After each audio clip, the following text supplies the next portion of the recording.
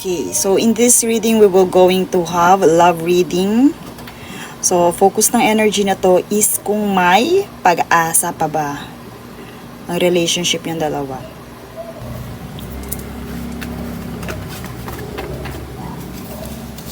So, tingnan muna natin ang focus ng energy ng situation na to. Let's see the energy first.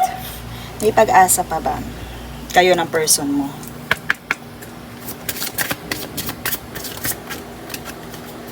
If you feel resonated with my energy, my loves, meron tayong link na nandyan. Okay, girl with snake. Okay. So, kumbaga, look at the cards kung if you feel resonated. Pero, ang pinakauna nating card dyan is girl with snake. So, it focus to the charmed. Pwedeng ito ay nagamit. Or sabihin natin ginamit ang kanyang kahinaan. The old school, outdated thinking, conditioning, replaying events. And the masked. Okay, my loves. So, right now, maaaring ito din yung iyong nararamdaman. Okay, maaari yan ang nararamdaman mo, my loves. Hiding through feelings, pretending, or gaslight. Maaari, my loves, right now, I hear na merong umi-involve dito because of the girl with snake. Pwede din, my loves, na ito ay nakatali to something. Something na part ng past because of the old school. Because of the old school na card natin, replaying events, pwedeng, my loves, hindi pa ito makamove on. Or meron sa inyo na hindi pa makamove on about sa nangyari sa past. Okay? So, dito, my loves, ito yung situation nyo right now. Dito pa lang, kumbaga, mararamdaman mo na kung meron bang pag-asa. And sabihin natin, one of you ay na-involved to something with this girl with snake. And alam nyo yung umabot na sa sukdulan or kaya sabihin natin lumagpas na sa boundaries. Pero, again, dun tayo mag-focus sa ating tanong kung may pag-asa pa rin ba.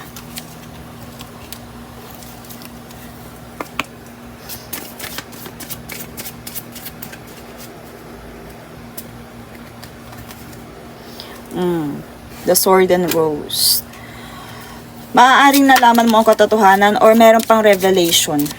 Maaari din, my loves, because of the mask is meron pang siyang tinatago na malalaman mo. And dito naman sa ating golden mirror, one-sided love bombing. And ayan, coffee cup, meeting and conversing. So dito, my loves, kung hindi ikaw yung taong involved or open for meeting and conversing, pwede, my loves, yung person mo currently ay sabihin natin nakikipag-usap sa iba. Or sabihin natin to uplift their feelings. Pwede din yan ay friends. Kasi itong coffee cup hindi naman siya ganun kalalim. Or pwede, my loves, na yung person mo, hindi niya sinasabi sa'yo na meron siyang kausap na nag-uplift ng kanyang energy. But right now, my loves, dito sa ating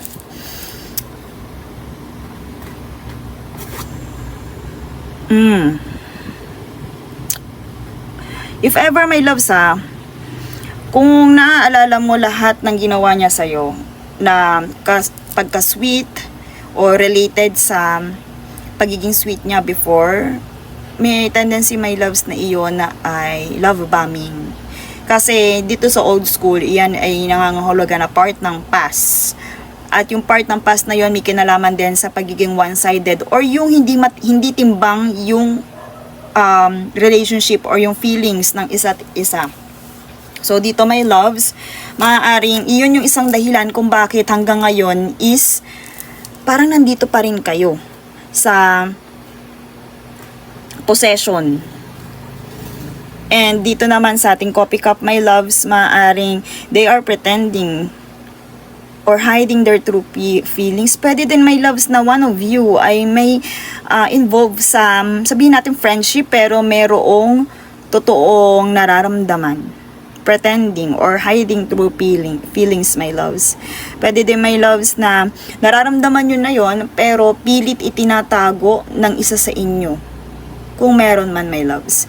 Kumbaga dito, parang, alam nyo yon na sinasabing friends lang, pero pwedeng totoong friends nga lang, pero one of them ay merong feelings na itinatago. Okay? So, sabihin natin, friendly advice, friendly conversation.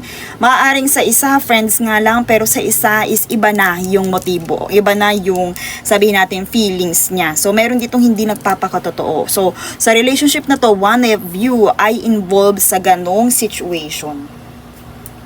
Okay? So, let's see. Kung despite dito sa mga revelation na to, is meron pa bang pag-asa?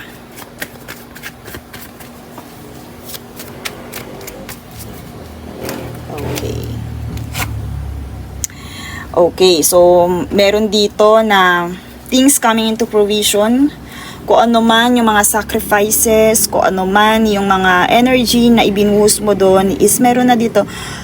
My loves dito if ever may revelation kang ma-receive from this person, consider that as your reward, as your harvest, as blessings.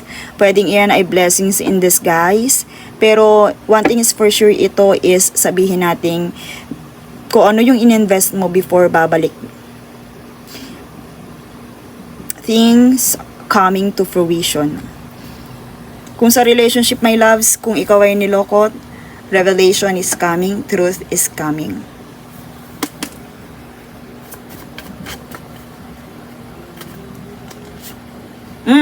Pentacles ulit. So, patience is the key here. Huwag mong madiliin, my loves. And dito, kung meron man nga sa inyo na hindi makamove on, kung meron man na naaalala pa rin yung relationship or yung pakikitungo, yung sweetness ng person nyo from the past, at nahihirapan kang i-let go yun, patience is the key here.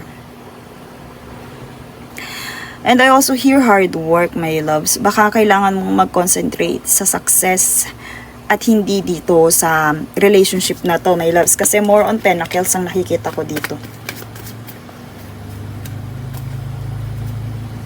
And maybe pa.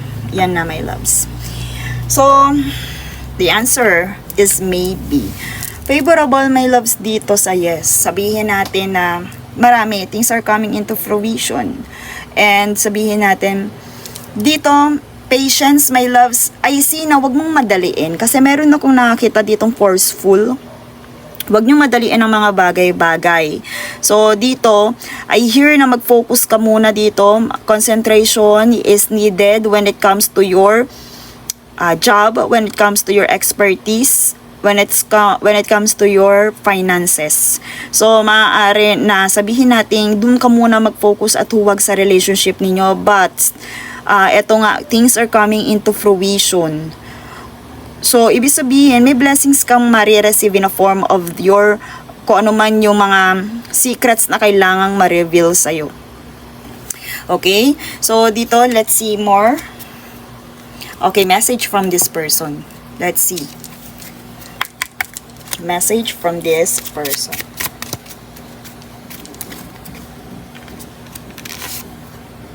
I want you.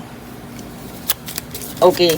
So, kung itinatanong mo kung meron bang feelings pa, siguro, ito, sagot ng card is maybe, because andun pa rin naman yung feelings. I can't stop thinking about you. Andun pa rin talaga yung feelings.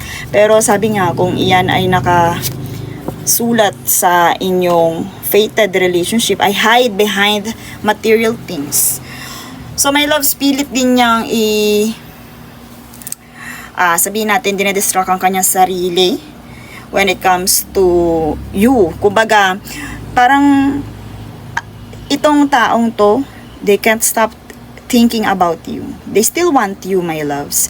Pero dito kailangan, as part of your journey is may kailangan ditong ma-reveal. Okay, may kailangan ditong ma-reveal. And kung itinatanong ko mo, may pag-asa pa ba? Yes, may pag-asa pa kasi may feelings pa din naman yung person na to sa'yo. Pero, I see na hindi sa ngayon because patience card is here with the 8 of Pentacles. Kailangan mo pa talagang i-work out. Kung meron ka ding pagkukulang sa relationship na to, kailangan mo ding i-work out yun, my loves. Kailangan yung matuto sa mga lessons. And sabihin natin, until now, kahit na meron kayong nararamdaman sa isa't isa, because of this, yung mga taong na-involved sa'yo na nag-cause sa inyo ng sabihin natin, eto nga, ng forceful or ng sabihin nating dito kasi meron dalawang card yung lumitaw dito for gaslight and narcissist. So, kumbaga lessons, kailangan talaga ma-serve yung lessons, and that is because of this force card. Kumbaga, iyan ay fated na kailangan talagang mangyari. Pero, kung tinatanong mo, kung may pag-asa ba, magkakabalikan ba kayong ngayon? Hindi, my loves, because patience is needed here. Kailangan muna talaga napalipasin yung pagkakataon or yung panahon na to. Let's see more. The Anchor card. So, sabihin natin kung sa ngayon is ilalet kayo ni spirits na magkabalikan ulit or hahayaan ni spirits na magkabalikan kayong my loves. Maaaring siya din kasi ang maging dahilan ng iyong sabihin nating failure sa finances. Pwede kasi lumitaw dito yung security, yung Anchor card natin. Lumitaw dito yung Anchor card natin. So, ibig sabihin, merong papahinto, naghihila sa'yo para to move forward. And pwede din na may loves na ito din yung dahilan kung bakit hindi ka din makamove forward because nararamdaman mo na meron siyang nararamdaman sa'yo or pwedeng ikaw din alam mo na may nararamdaman ka pa sa person na to. Pero you have to make a resilient move here. For your own security, my loves, kailangan mo mag-move forward at huwag magpa-distract dito sa Anchor na to or yung nagpapabigat ng iyong pag-usad. Okay, the Reaper. So, danger warning. Kagaya ulit ng sinabi ko, my loves, sa ngayon, kaya hindi kayo pinahihintulutan na magkabalikan, magkita, magkasama ulit because until now is still in danger. This relationship is still in danger. Hindi pa rin healthy kung kayo ay pagsasamahin muli. Okay. So, pwede din my loves dito sa ating Reaper. Marami pa rin distraction and marami pa rin umaaligid sa relationship nyong dalawa. For your own good, my loves. Ayan. With eto ulit, news are coming, communications are coming. So pwede din my loves na magkaroon kayo ng communication, pero kagaya ng sinabi ko, ito ay lumitaw dito yung Reaper natin or yung warning card. Kung halimbawa nagparamdam yan, hindi dapat agad sunggab, my loves, kasi patience is needed in this relationship. Or pwede din yung person na to, kung meron talagang ginawa sa inyong relationship, kailangan niyang i-apply ang patience. Kailangan niyang maramdaman yun, my loves, para sa ikabubuti ng inyong relationship. Kasi kung hindi mo yun ipaparamdam, my loves, nandiyan pa rin sa danger or warning zone ang inyong relationship. Okay, let's see advice from spirits.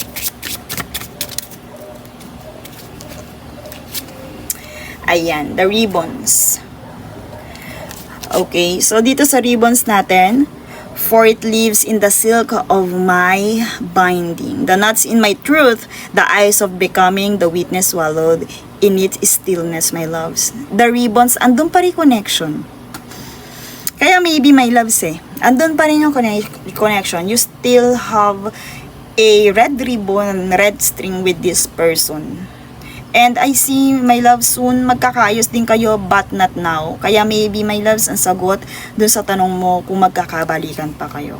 And that's all for this reading. Thank you so much and see you in my next one.